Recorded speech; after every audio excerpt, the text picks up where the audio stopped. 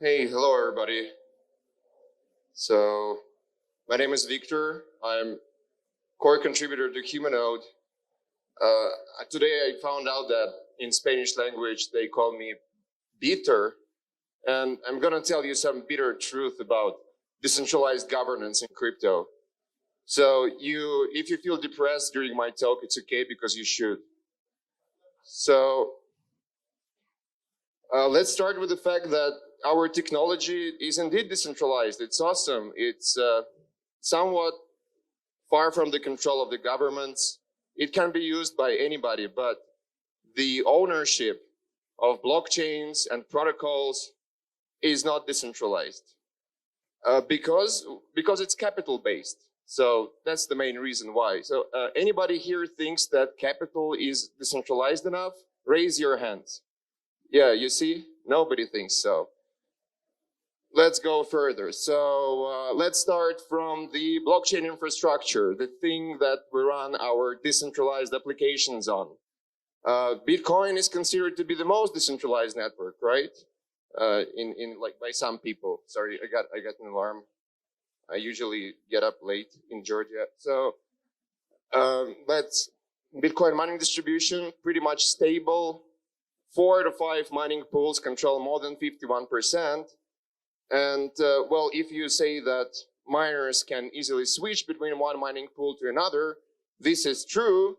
But if you look at how the decisions are made on protocol upgrades, they are made by mining pools. And well, in most cases, mining pools are huge for-profit entities who are going for the same aims, having as much profit as possible. And this is the latest Taproot proposal.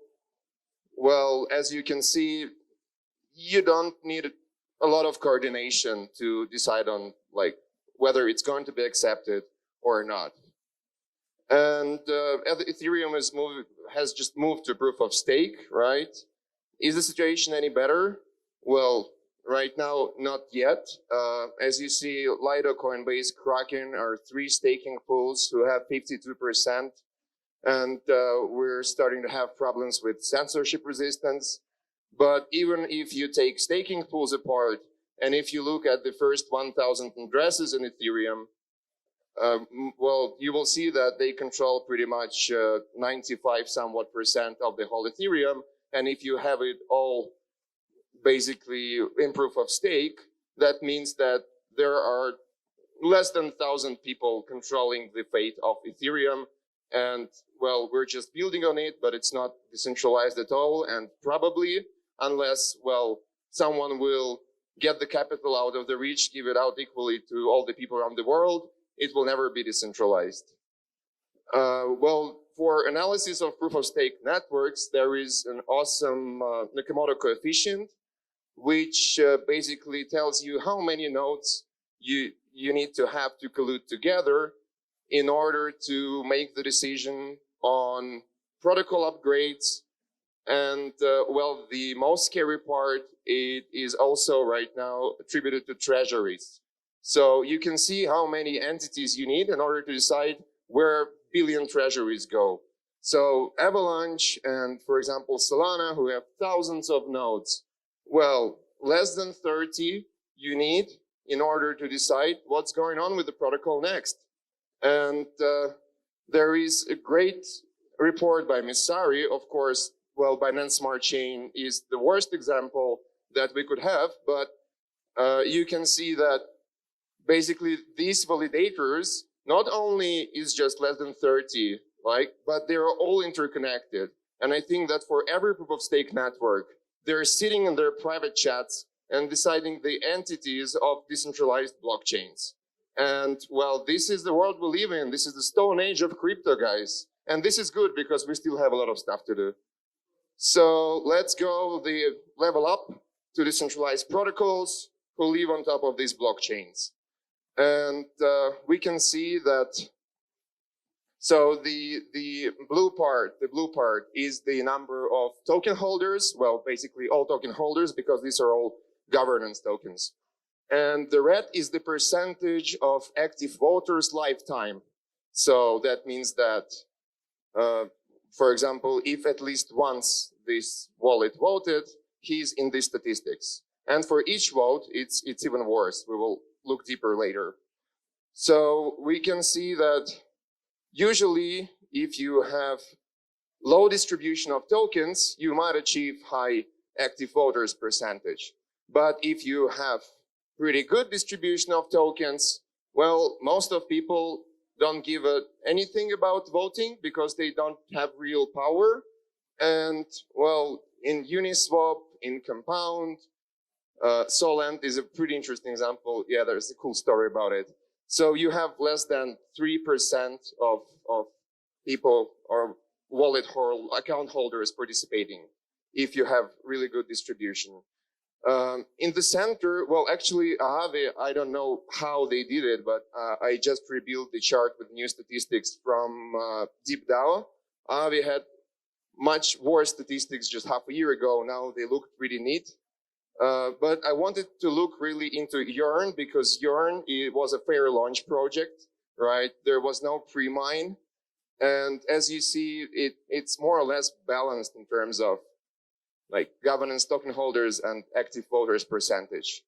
And the great thing that on Dune, I found the best probably dashboard made by Amir Eth. This guy has just 94 followers on Twitter. So, and this is really the best dashboard I've ever seen.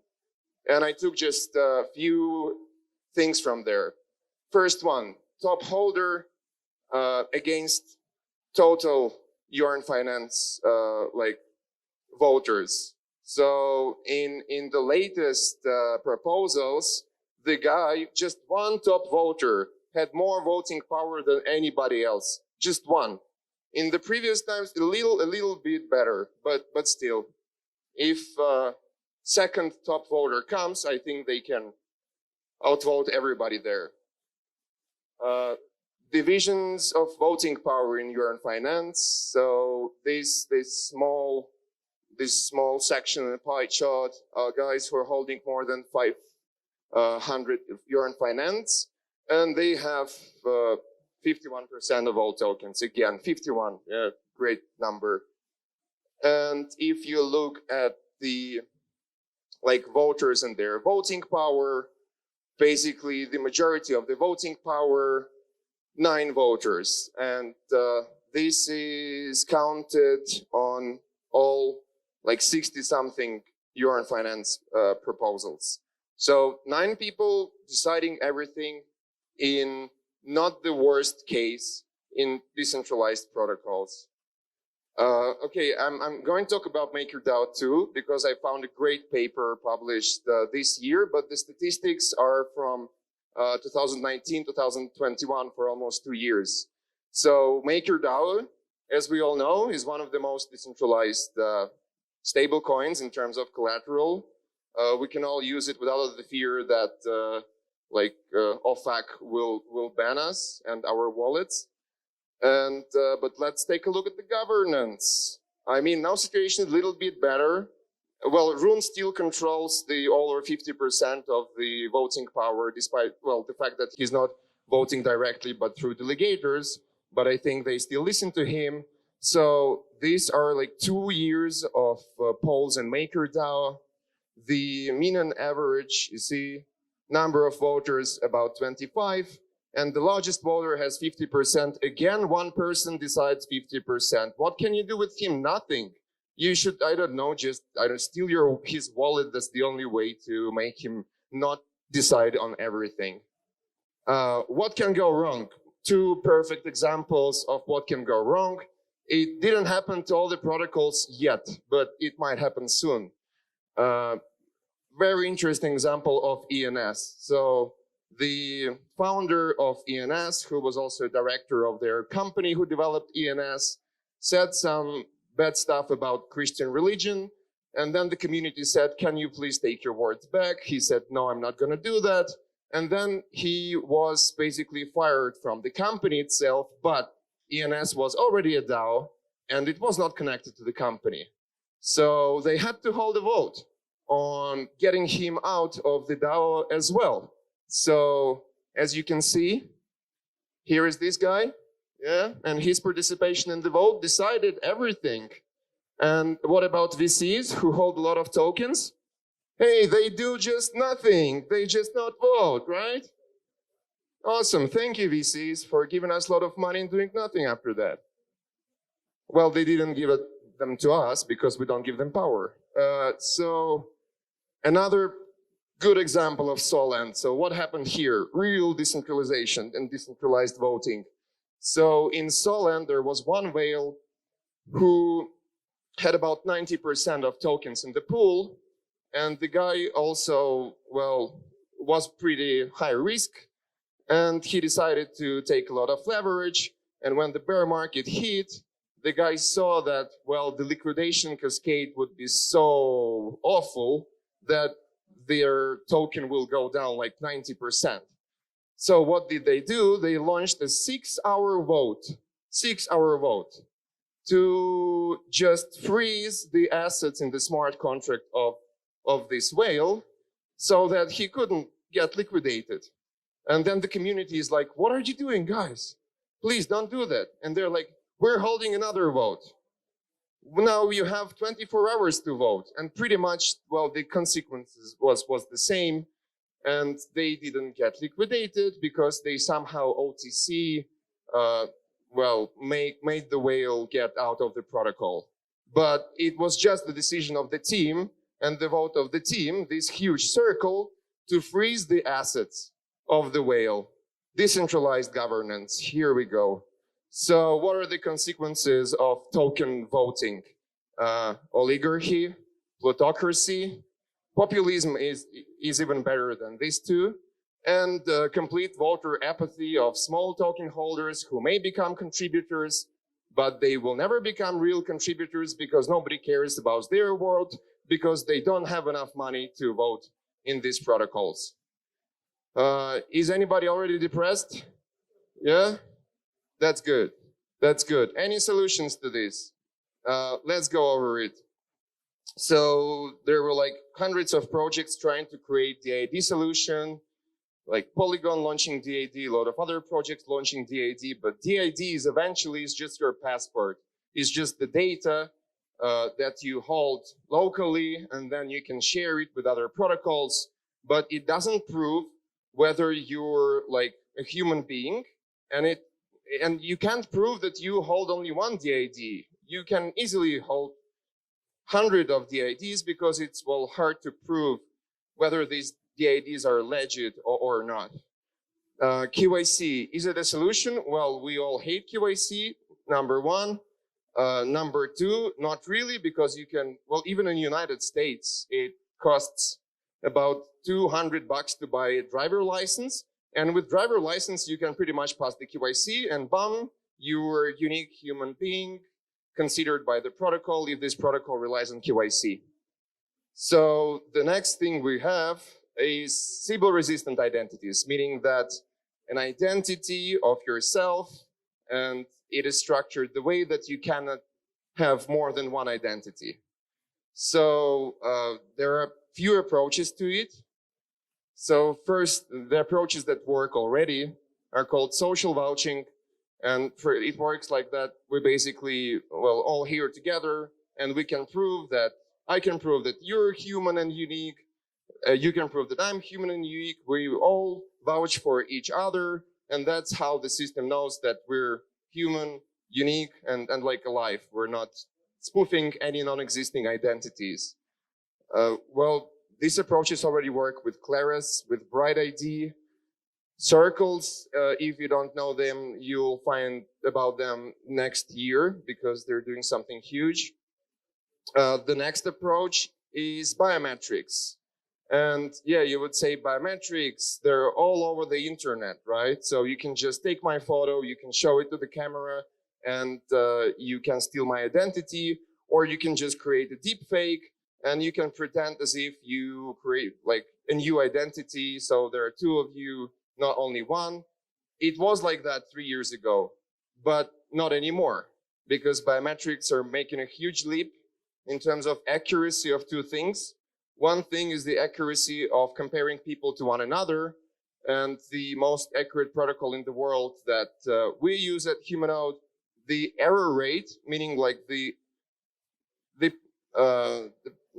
percent, like the possibility of another person entering into your account is 1 in 125 million. So in a few years, we're going to have deterministic biometrics when we can derive a hash, a stable hash out of your face or an eye, as WorldCoin does. And basically another thing which is not as well high in accuracy as uniqueness checks is liveness check. And these are a lot of modules that tell us through computer vision, like, is it a real person right now in front of the camera, or it's a mask, or it's a doll, or it's a hacker trying to bypass the camera feed and inject the deep fake. So it's pretty accurate already. And well, with biometrics, we can at least have privacy because we can put them into enclave or we can encrypt them.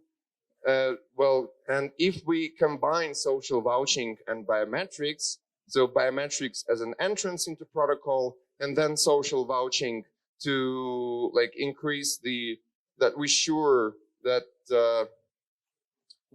there is only one human being behind Ethereum account or behind a node.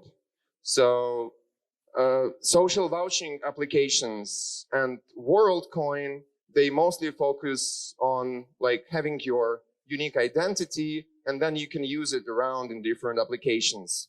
In Humanode, we mostly focus for the last 2 years on the blockchain level, on the layer 1 level, so that you don't need capital to launch a node. You don't need staking or a lot of mining equipment. You just launch a server, you scan your face privately through the distributed network of biometric servers, and then basically you can become a node equal to everybody else. And well, biometrics also apply to the protocol level. And basically, I don't know yet any other solutions to make our space decentralized. So if you have those, please join the anti-Sybil league we're creating together with all those companies. And probably one day, crypto will be really decentralized. Thank you very much.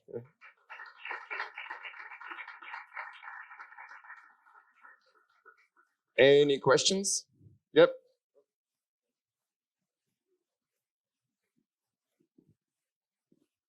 So my question is, do you use biometrics as a identifier or as like a substitute for, let's say, a secret variable like a password or a key, like a signing key? Yeah, for now, I wouldn't tie the whole security, especially of the blockchain, to just the biometrics. So yeah, it's just, you still have private public key and you tie it to biometric identity. So it's just 2FA security is better than 1FA security.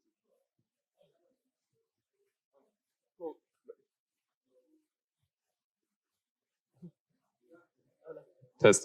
I think in 2019 or so at the German Chaos Communication Congress, there was a guy making a talk about how they were able to replicate the fingerprint of the thumb of Angela Merkel from a journalist that was basically like sitting in the press conference, and with a very high resolution photograph was like photographing the hand. And so like, I'm just wondering how, like, I assume you are aware of the Nyquist-Shannon sampling theorem.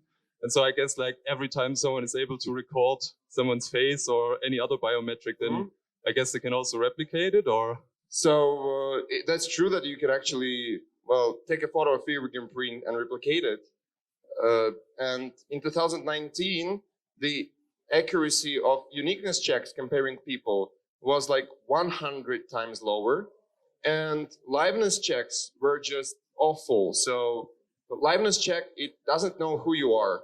It just tells if it's a real person in front of the camera or not. It's pretty accurate when you have infrared.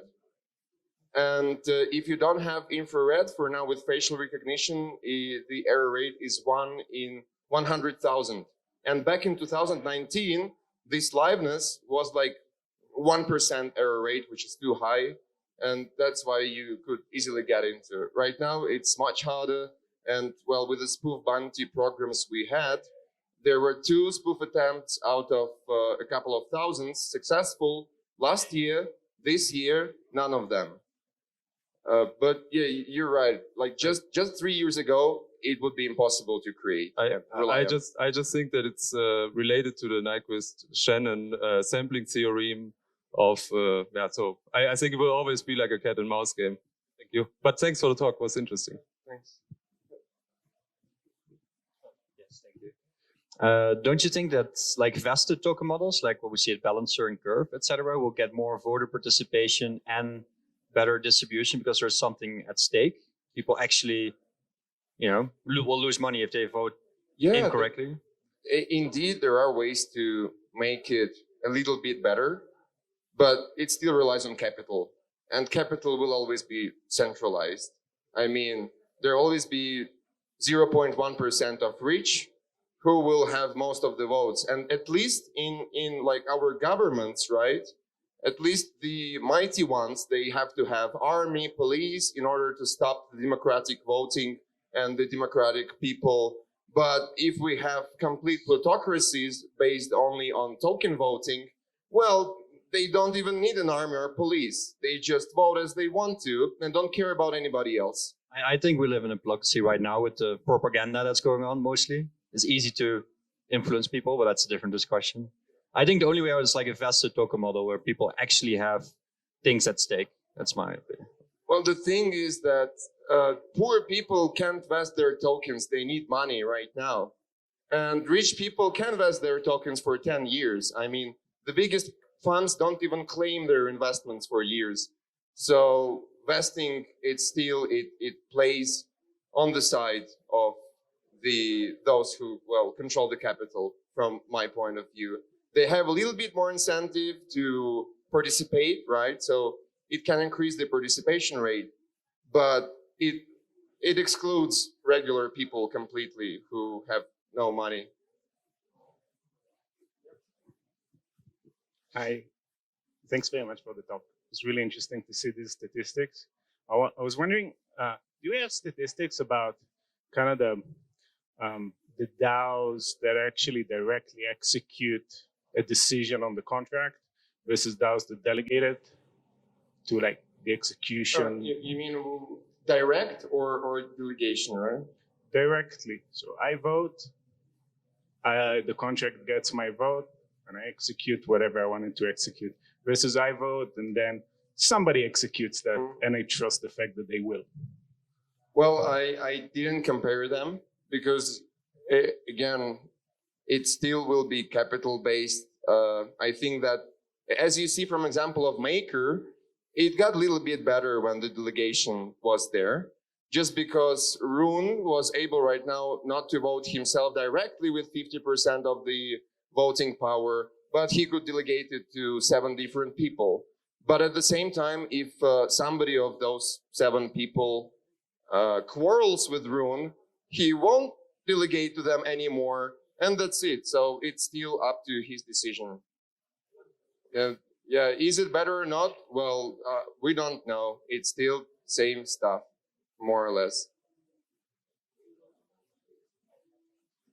Okay. I mean, it's not clear to me how much is really ready of the humanoid. Oh, we had a test net running for 1 year. We're launching mainnet this year, till the end of this year. So it's pretty much ready. So it's pretty much ready, but the real DAO itself will take us another 2 years. So the consensus will be run by equal human nodes, but we as a team will still have authority over how the protocol will be developed. But in 2-3 years' time, when the DAO is finished, we as founders will have the same power as anybody else. We'll be equal to everybody else. And is it something that will be like a new blockchain, or it will be like included in existing blockchains? Well, there is no reason to include it in existing blockchains, because existing blockchains are plutocratic. Like, what's the reason to do that? And our security is based on human verification, human uniqueness and existence, and not on money. So we took substrate. We have an EVM. So it's compatible with the current world, but it's completely new blockchain at the same time.